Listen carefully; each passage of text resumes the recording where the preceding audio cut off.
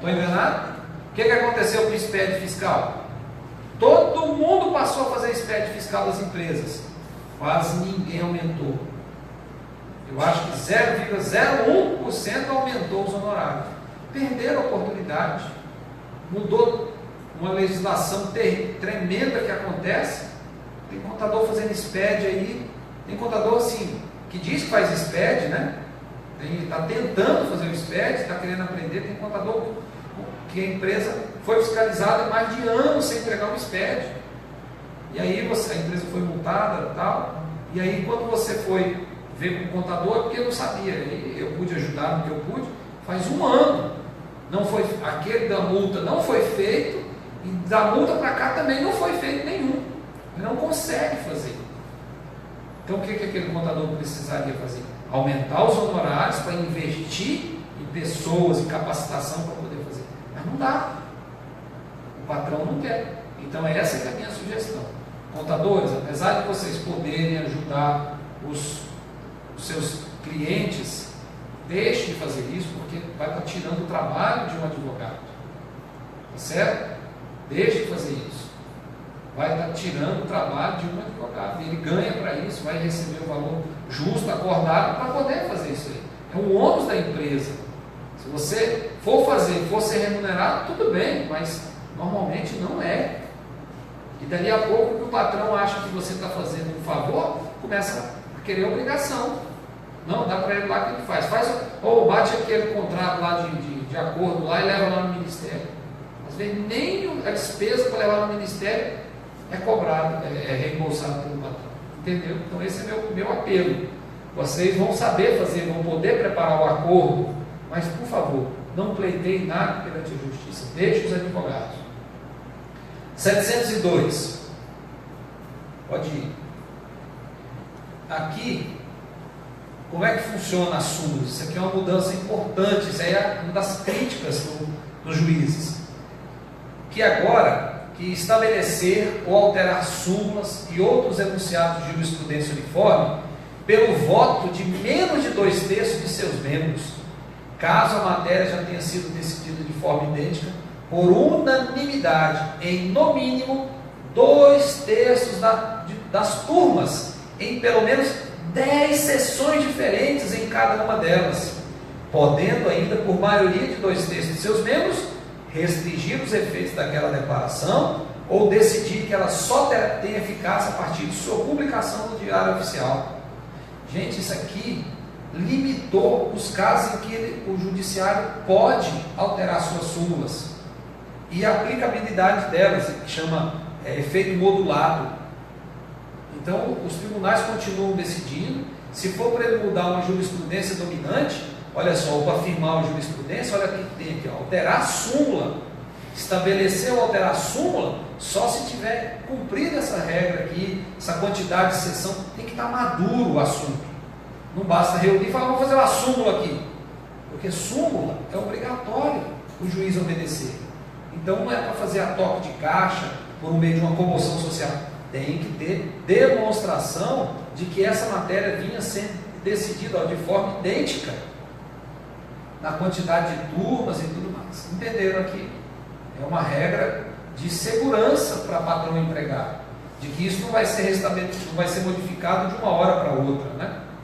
Ok? Pode passar. Parágrafo 3º. As sessões de julgamento sobre estabelecimento ou alteração de súmula ou enunciado de jurisprudência deverão ser públicas, essas sessões de julgamento, divulgadas com no mínimo 30 dias de antecedência, e deverão possibilitar a sustentação oral pelo Procurador-Geral do Trabalho, pelo Conselho Federal da Ordem dos Advogados do Brasil, pelo Advogado-Geral da União e pelas confederações sindicais ou entidades de classe de âmbito nacional. Olha o debate. Vamos criar uma súmula aqui, vamos fazer aqui alguma coisa. Espera aí, vamos fazer um debate. Primeiro você tem que convidar todo mundo, para não ter a surpresa. Vamos dar a súmula. E se todo mundo pedir para falar, todo mundo vai ter que falar na sessão. Fazer a sustentação oral, porque sim, porque não. Muito boa essa alteração. Mas está retirando aquela ampla liberdade que o Poder Judiciário do Trabalho tinha. Tá? enquadrando mais para ficar igual nos outros tribunais, que não tratam de matéria do trabalho. Próximo. O estabelecimento ou alteração de súmulas e outros enunciados de jurisprudências pelos tribunais regionais do trabalho deverão observar o que está definido ali nos artigos anteriores, com rol equivalente de legitimados para sustentação oral, observada a abrangência da circunscrição judiciária. Lá é entidade sindical, né, entidade representativa nacional, para tribunais superiores, lá em Brasília, TST, por exemplo. Mas se for um TRT 14 da 14ª Região Acre e Rondônia, vai permitir que as federações de âmbitos estaduais possam fazer a sustentação. E a OAB estadual de Rondônia do Acre fazer a sustentação. E o Procurador-Geral do Trabalho dessas regiões. Ok? 775. Os prazos estabelecidos neste título serão contados como dias úteis, com exclusão do dia de começo e inclusão do dia do vencimento. Olha aí, igualando o judiciário. Está tendo uma modificação, está sendo levado pela OAB federal, para que o CNJ diga, nos juizados também se conta o prazo em dias úteis. Então, hoje, tudo que é civil, menos o juizado, é prazo útil. Só está o juizado segurando a Justiça do Trabalho. 11 de novembro, Justiça do Trabalho não tem. Vai ficar só os prazos em dias corridos, o criminal. 775, já falamos, parágrafo 1º. Os prazos podem ser prorrogados pelo tempo estritamente necessário nas seguintes hipóteses. Quando o juiz entender necessário, em virtude de força maior devidamente comprovada, ao juízo incumbe dilatar os prazos processuais e alterar a ordem de produção dos meios de prova, adequando as necessidades do conflito de modo a conferir maior efetividade à tutela do direito. O trabalhador tem que provar, mas nesse caso é mais fácil a empresa, ele inverte. A empresa tem que provar, mas nesse caso é mais fácil o trabalhador provar, então faz a inversão. 779. Nos dissídios individuais e nos dissídios coletivos do trabalho, nas ações e procedimentos de competência da Justiça do Trabalho, bem como nas demandas propostas perante a Justiça Estadual, no exercício da jurisdição trabalhista, as custas do processo de conhecimento serão de 2%, mínimo de R$10 e o máximo de 4 vezes o limite de benefício da Previdência Social. Então, custas não vão passar hoje de R$20 mil, né? Você viu ali falando que matéria trabalhista é tratada no Tribunal de Justiça do Estado do Acre, nos locais onde não tem vara do trabalho. Onde não tem vara do trabalho é competente a Justiça Estadual, o juiz daquele lugar, vara civil. 790, parágrafo 3º, é facultado aos juízes, órgãos julgadores e presidentes dos tribunais do trabalho de qualquer instância conceder, a requerimento, foi pedido, ou de ofício, mesmo que não tenha pedido, os benefícios da justiça gratuita, inclusive quando traslados e instrumentos, àqueles que percebem salário igual ou inferior a 40% do regime de previdência. É 5.353? É 5.533? Vamos pensar que é 5.500. 5.000, 40%, R$2.000, né?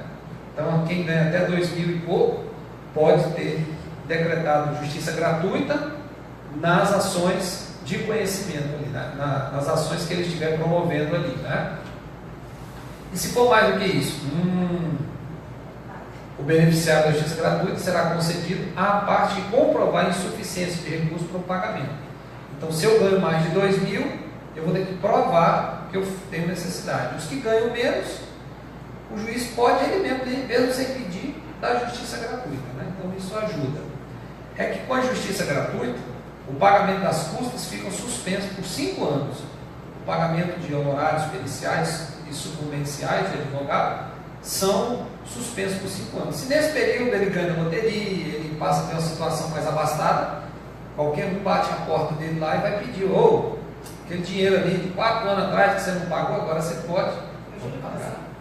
Não, o juro de correção, nem sei se o juro de correção, mas ele pelo menos tem gratuidade por um tempo, né? Até que ele consiga. Se em 5 anos ele não conseguir ter uma condição, aí já prescreveu a dívida, né? 790b. A responsabilidade pelo pagamento de honorários periciais é da parte que perder, a sucumbente, na pretensão objeto da perícia, ainda que beneficiado de justiça gratuita. Olha só, pediu perícia, vai ter que pagar. Vai ter que pagar. Mas tem justiça gratuita? Então vamos lá. Ao fixar o valor dos honorários periciais, o juízo deverá respeitar o limite máximo estabelecido pelo Conselho Superior de Justiça do Trabalho. O juízo poderá definir parcelamento dos honorários periciais. E o juízo não poderá exigir adiantamento de valores para a realização de perícia. Pode subir. Somente no caso de beneficiário da justiça gratuita não ter obtido o juízo créditos capazes de suportar a despesa referida no caput, ainda que em outro processo, a União responderá pelo encargo. Ufa! Perito cobrou pedir insalubridade. O funcionário está dizendo que tem insalubridade. Cuidado. E se você não tiver, você que vai pagar o perito. Quanto é que é o honorário do perito? Tanto, 2.000. Rapaz, você vai pagar 2.000. Não tem problema não, se eu perder eu pago. Aí faz lá no final, pede justiça gratuita, o juiz dá. Aí o juiz fala, agora eu vou te cobrar os 2.000, dá. Não, mas eu ganhei 1.500. Pronto, vai tudo para pagar o perito. Os outros 500 a União vai pagar. Ganhei 6.000, tira os dois. Mas eu não estou com justiça gratuita? No trabalho a justiça gratuita é diferente de tudo que a gente já viu. Porque toda justiça gratuita no resto do Poder Judiciário, a justiça gratuita você não paga nada, o Estado vai pagar. Aqui está dizendo que você vai pagar com os créditos que você recebeu. Só o que faltar que a União vai pagar. Então vai diminuir muito essa questão de perícia. Atualmente os advogados, por uma questão prática, de facilidade, o trabalhador, o seu cliente chega reclamando, ele coloca tudo. Tudo, sem medo, porque nunca deu problema, nunca teve nada. Pede 500 mil, 1 milhão, 2 milhões, aí a gente vê petições pedindo aí. 3 milhões eu já vi. De um acidente que o camarada morreu na estrada aí, foi pedido 3 milhões de reais.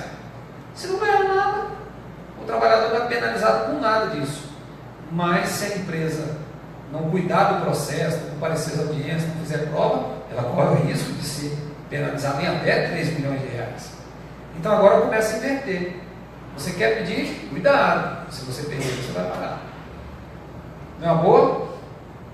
Para nós que somos advogados que defendemos a empresa, é muito justo. Para nós que defendemos os trabalhadores, só temos que ter mais atenção, fazer uma pesquisa melhor, juntar as provas, né? Para ter certeza. Vamos chamar uma Brumed aí, que tem um bom serviço. Vem cá, fulano, vem cá, dá uma olhada para mim se realmente é caso, tem ou não tem salubridade. Realmente tem perspectiva. Tá bom, vamos lá, vamos pedir. Faz a petição. Já com embasado, né? Ao advogado que atua em causa própria serão devidos honorários sucumbenciais fixados entre um mínimo de 5% e o máximo de 15% sobre o valor que resultar da liquidação da sentença, do proveito econômico obtido, ou não sendo possível mensurado, sobre o valor da causa. Então, os advogados, ainda que atuem em causa própria, nunca teve honorários advocatícios na Justiça do Trabalho. A gente vai, defende a empresa, ganha, o funcionário às vezes está errado com tudo, era uma manobra, era uma tentativa, ele vai embora sem nada. Não paga nem um centavo para ninguém. A empresa pagou o advogado e não consegue receber. E nem o trabalhador tem que pagar o advogado. Então aqui, passa a ter honorários sucumbenciais. Outra, o trabalhador foi, a empresa toda errada, e o trabalhador ganhou tudo que ele tinha. Aí do dinheiro que ele recebe, ele tem que pagar o advogado. Se a empresa tivesse pago direitinho, ele não tinha gasto esse dinheiro com o advogado, 15%. Agora existe mais justiça na Justiça do Trabalho, fazendo um trocadilho aí, para que se consiga equalizar e os advogados serem remunerados. Parágrafo 1º. Os honorários são devidos também nas ações contra a fazenda pública e nas ações em que a parte estiver assistida ou substituída pelo sindicato. Então, eu tenho um caso aí que a fazenda fez errado, cobrou multa de um sócio que saiu 1 ano antes de contratar o primeiro trabalhador da empresa. primeiro trabalhador na empresa, ele saiu um ano antes. Ele deixou de ser sócio. E aí ele está sendo responsabilizado para pagar multa de CLT, que o fiscal chegou lá e viu que não tinha trabalhador, que tinha trabalhador sem registro e que tinha trabalhador sem fundo de garantia.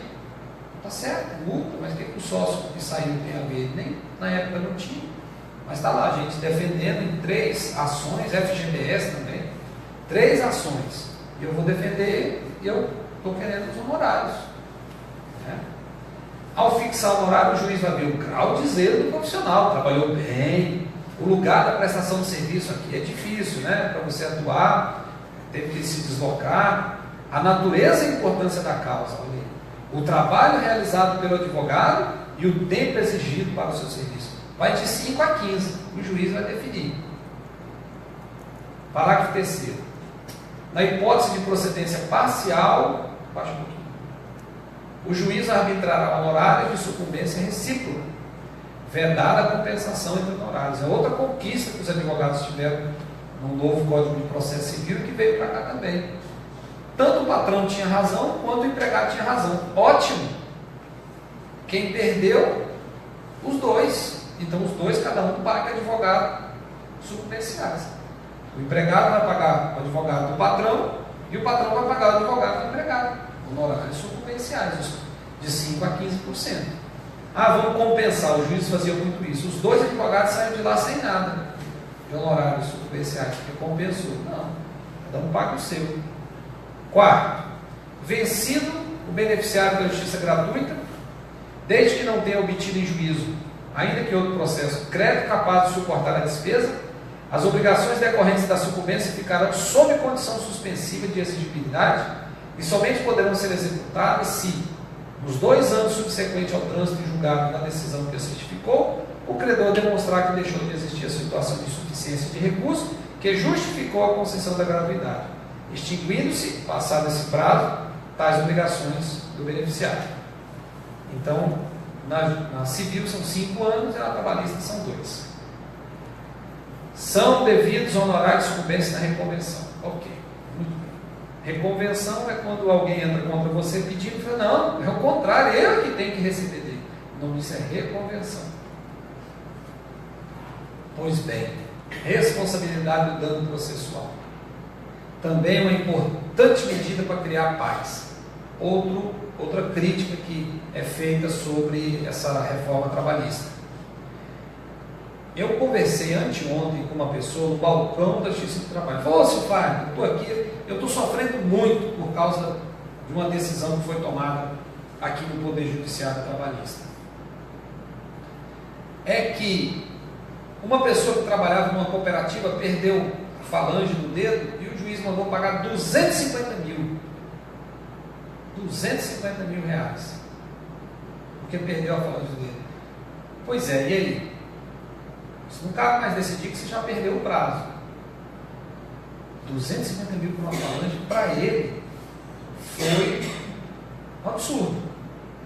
A cooperativa, o máximo que ela tem de bens são 60 mil reais. E os outros 20 cooperados, tudo são pessoas marceneiras, não tem tanta coisa para fazer. Cada um vai ter que pagar uma conta de 10, 12 mil reais para poder quitar a dívida do rapaz, se ele não fizer um acordo para poder diminuir. Agora, casos como esse, o juiz agora tem uma forma de verificar o dano, qualquer tipo de dano, que é esses artigos que nós vamos olhar aqui. A responsabilidade pelo dano processual. Primeiro processual, lá embaixo está o dano material. Dano processual.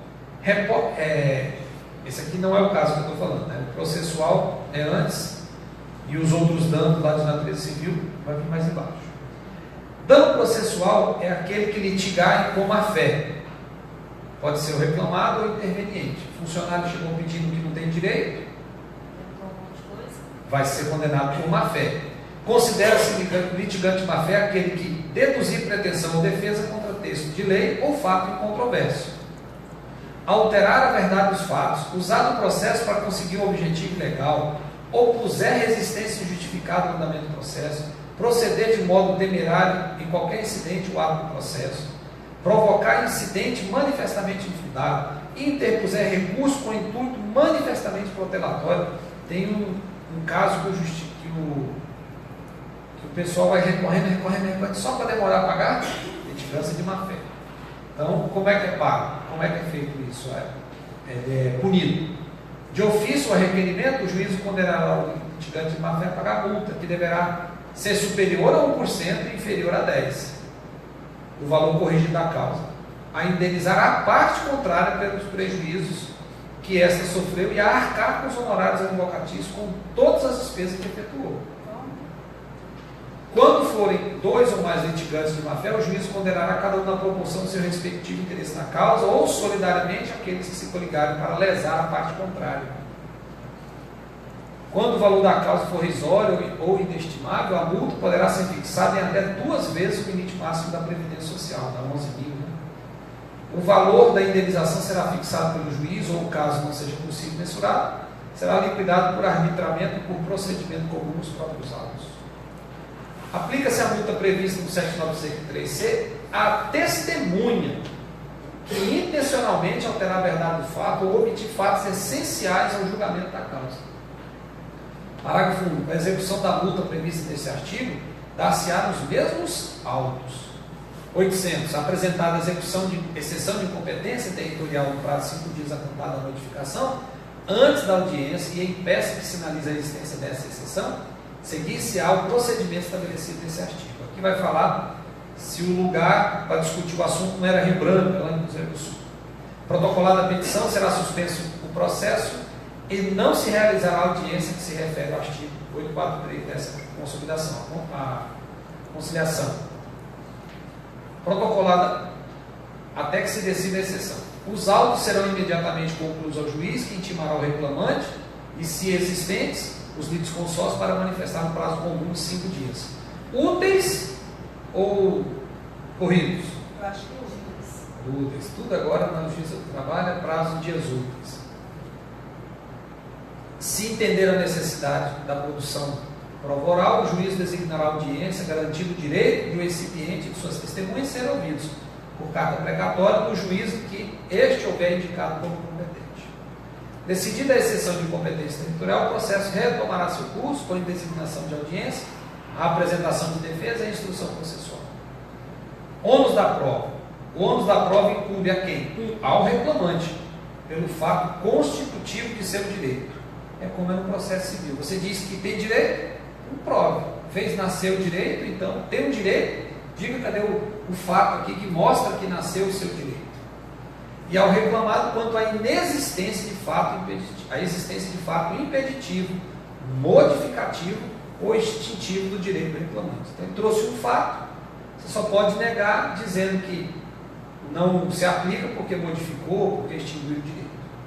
Ótimo. Nos casos previstos em lei ou diante das peculiaridades da causa relacionada, a impossibilidade ou a excessiva dificuldade de cumprir os encargos nos termos do artigo, ou a maior facilidade de obtenção de prova do fato contrário, poderá o juiz atribuir o ônus da prova de modo diverso, desde que o faça por decisão fundamentada, caso que deverá dar à parte a oportunidade de se desincumbir do ônus que lhe foi atribuído.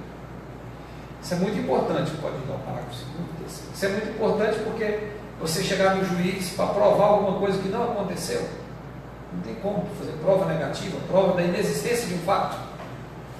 Isso aconteceu muito nos contadores, nos escritórios, porque a Secretaria da Fazenda do Estado do Acre pegou todas as notas que estavam lá no portal e saiu mandando notificação de notas pendentes para todo mundo. E aí o pessoal chegava na Secretaria da Fazenda e falou: não, mas essa mercadoria não entrou no Acre. Prove. Prove que a mercadoria não entrou no Acre. Sim, como é que eu vou provar? Fale com o fornecedor, faça isso, fala aquilo outro, não sei o que, não sei o que, não sei o que. Provar que não entrou no Acre. Aí cada fiscal dava uma dica, né?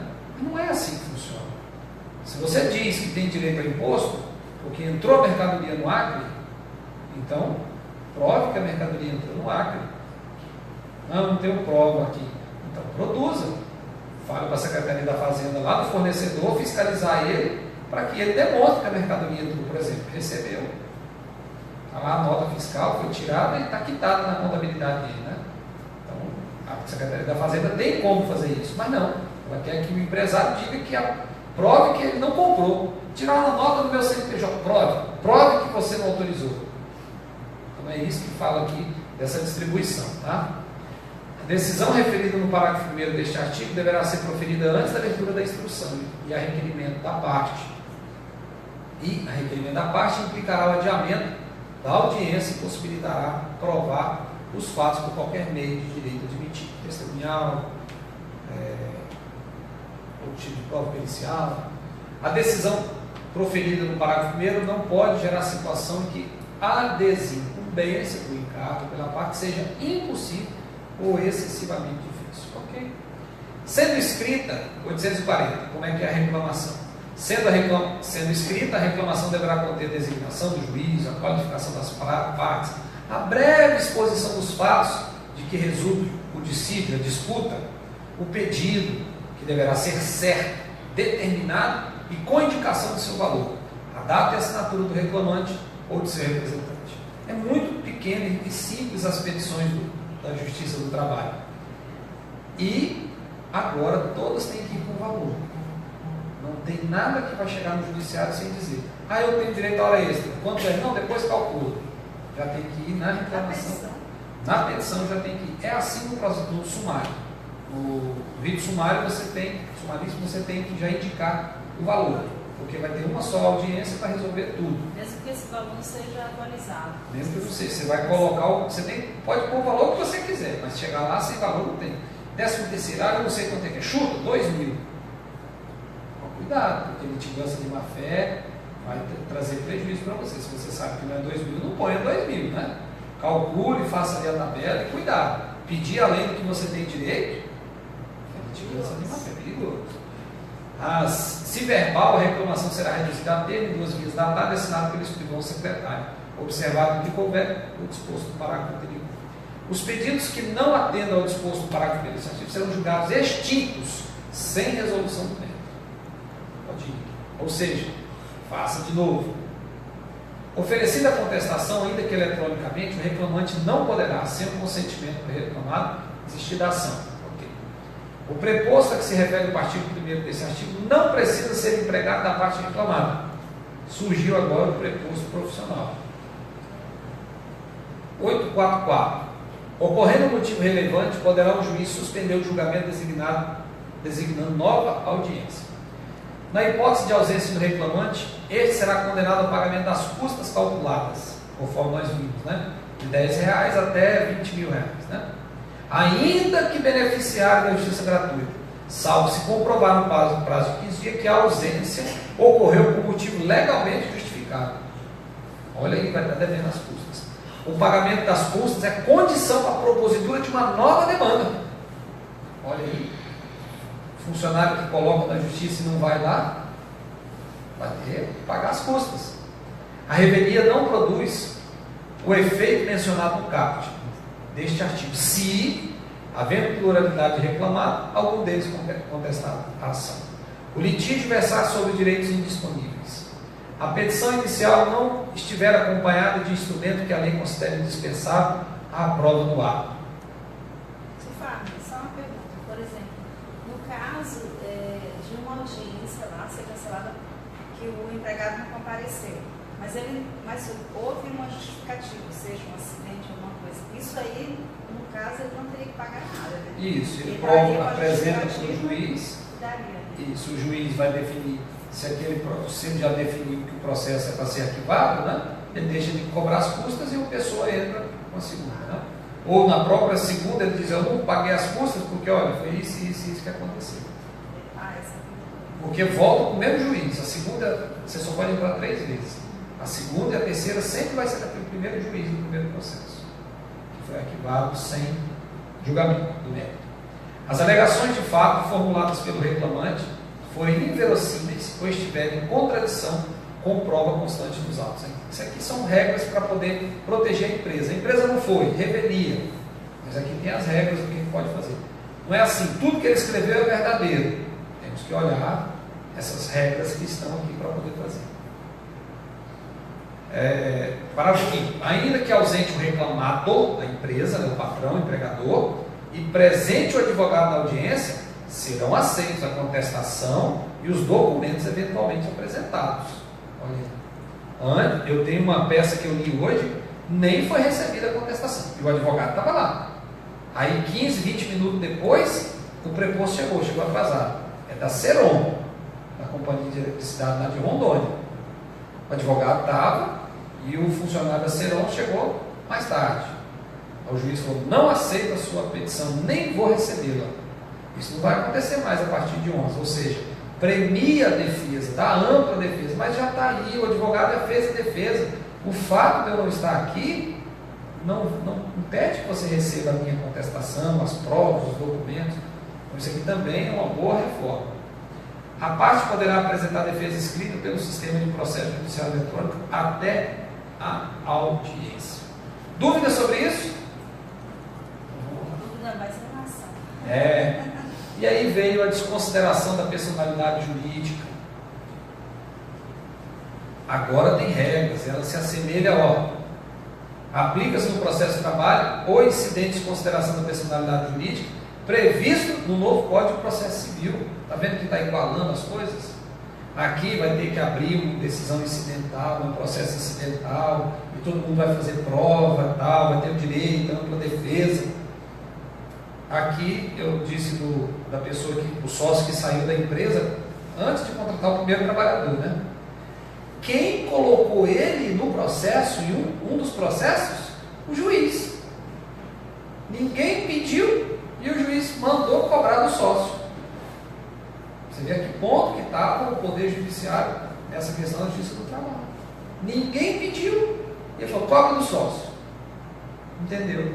Não intimou ninguém, não fez ninguém, pronto. Mesmo com a rescisão, vamos dizer assim, porque quando o sócio sai, a gente chama ainda rescisão, né? Mesmo com a rescisão dele apresentando que a data... É o contrato social da alteração onde ele sai. Agora, existe uma regra própria para poder incluir o sócio. E nós já aprendemos lá atrás que ele responde, tem a solidariedade, tem as regras bem feitinhas, né? Tirou do Poder Judiciário de resolver o assunto. Quando a lei é vaga, o Poder Judiciário tem que atuar. Então isso está sendo tampado, essas brechas. A reforma trabalhista não é retirar direito do trabalhador, não. É adequar as outras coisas. Olha aí, aponta para o que já existe no processo civil. Por que no Poder Judiciário, lá na Justiça do Trabalho, é diferente do Poder Judiciário que está na Justiça Comum? Não pode. Parágrafo 1º. Da decisão interlocutória ou que acolher ou rejeitar o incidente. Na fase de cognição, não cabe recurso imediato da forma desse primeiro. Na fase de execução, cabe agravo de petição, independente da garantia do juízo. Cabe agravo interno se proferir pelo relator ou incidente instalado originalmente no tribunal. Parágrafo 2º. A instauração do incidente suspenderá o processo, sem prejuízo da concessão da tutela de urgência de natureza cautelar, que trata o artigo 301 do novo Código de Processo Civil. Ok? Processo de jurisdição voluntária, artigo novo, que diz: para homologação de acordo extrajudicial. Justiça, até o dia 10, não homologa acordo feito com patrão e empregado, mas no dia 11, está aqui o que deve ser feito. O processo de homologação de acordo extrajudicial terá início por petição conjunta, uma só petição, empregado e empregador assinando, sendo obrigatória a representação das partes por advogado. Um só ou dois?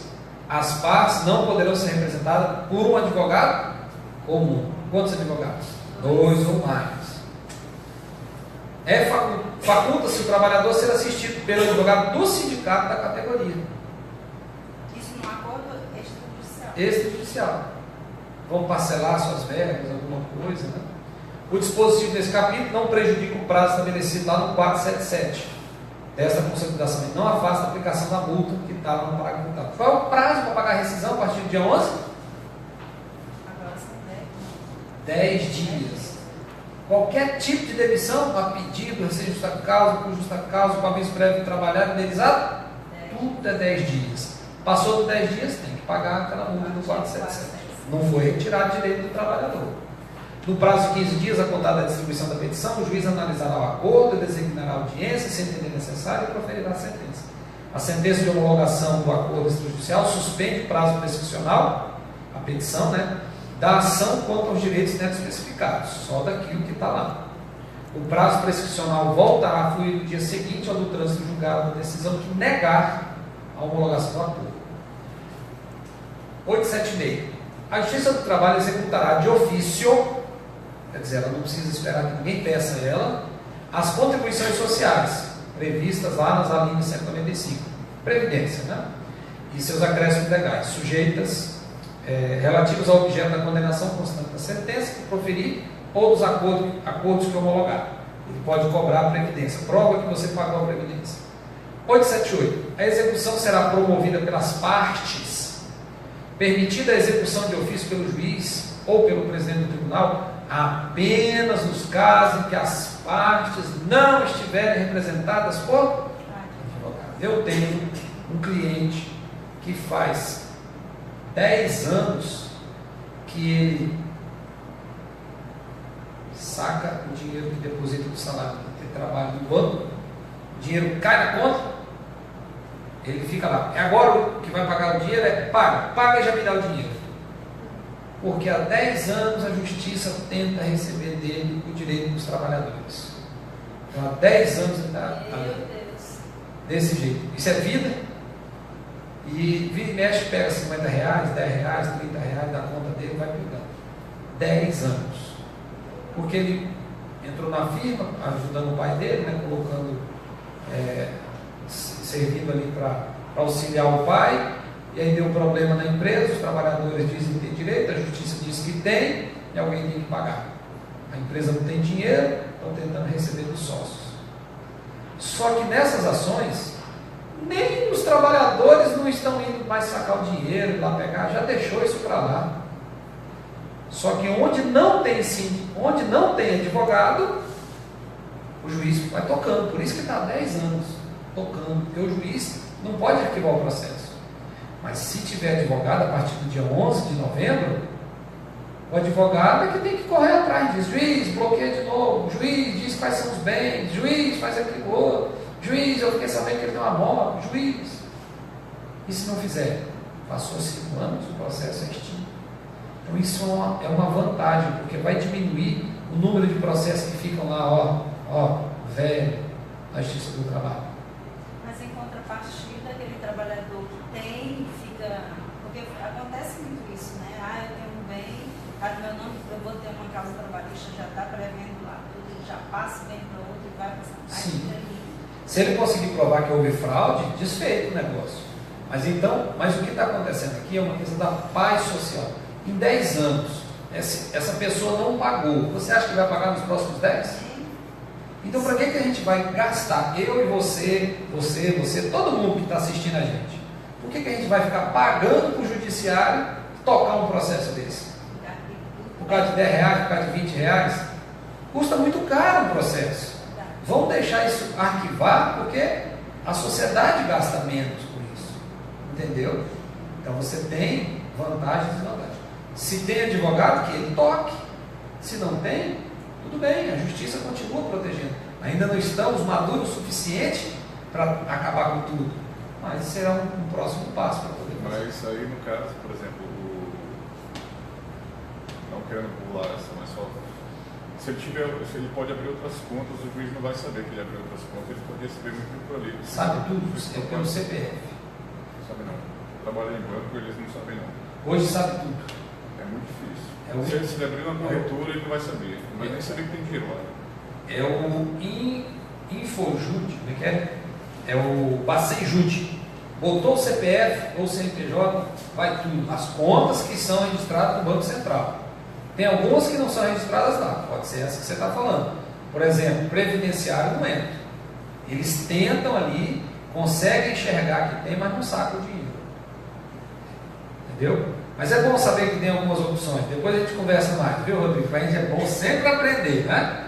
Então tá bom. A execução, já falamos, né?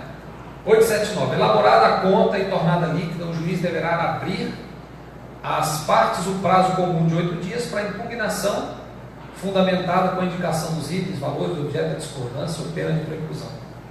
Ok, calculou. O contador da justiça calculou, não está bom? Então você tem prazo para resolver.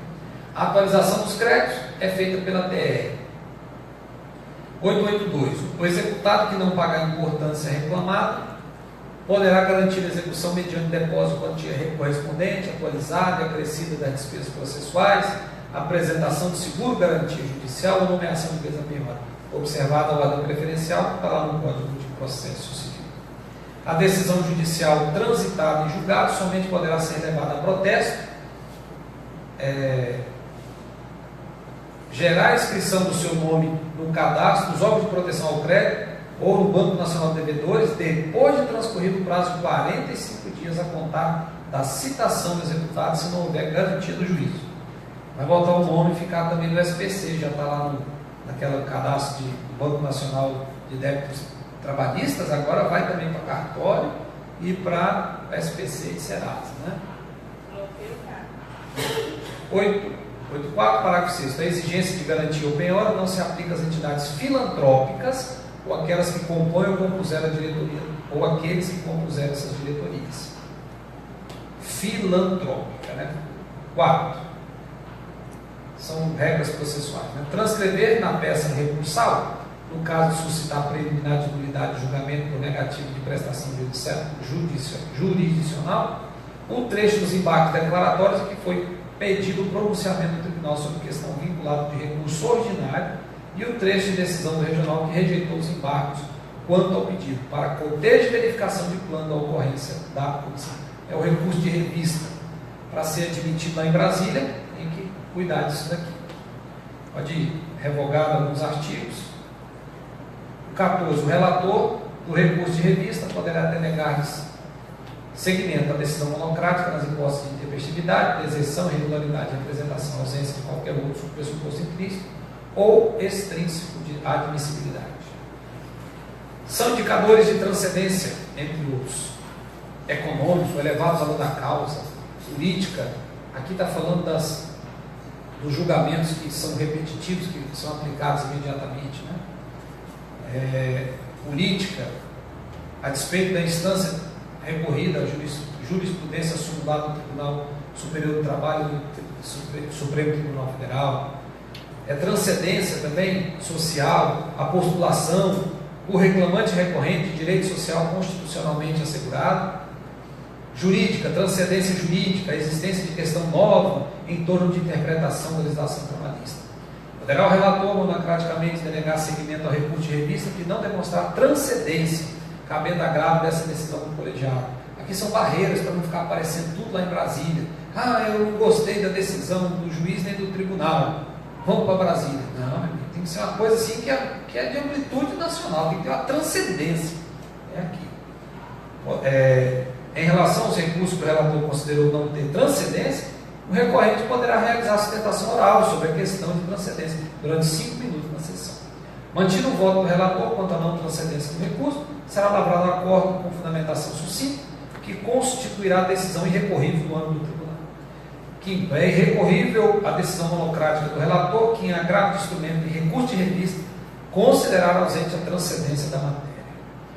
O juízo de admissibilidade de recurso de revista exige pelo presidente do Tribunal Regional do Trabalho limita-se a análise do pressuposto intrínseco e extrínseco do apelo, não abrangendo o critério de transcendência das questões dele vinculadas. Vai chegar em Brasília, no mínimo, para ver se teve transcendência. O depósito recursal será feito em conta vinculada ao juízo e corrigido os mesmos índices da poupança. O valor do depósito recursal será reduzido pela metade, isso aqui é bom, para entidades sem fins lucrativos, para empregadores domésticos, para microempreendedores individuais e para microempresas e pequenas empresas de pequeno porte. Hoje quase não sabe. Porque hoje o depósito recursal chega a ser R$13 mil, então você pode pagar metade. São isentos do depósito quem? Os beneficiários da justiça gratuita, as entidades filantrópicas e as empresas de recuperação judicial. Muito bom. O depósito recursal poderá ser substituído por fiança bancária ou seguro garantia judicial. Muito bem, acabamos o que nós tínhamos de alteração da CLT. E com isso a gente leu toda a Lei 13.467, tudo que tinha ali para a gente poder ler, fazer essa leitura. Então, desses 5 vídeos aí, que as CONTACME, junto com os contadores, com o apoio da CISA, tem deixado aqui registrado para que todos aqui tenham conhecimento. Tem alguma pergunta? Podemos encerrar? Muito obrigado pela participação de todos. A gente se vê no próximo evento, na próxima oportunidade. Boa noite.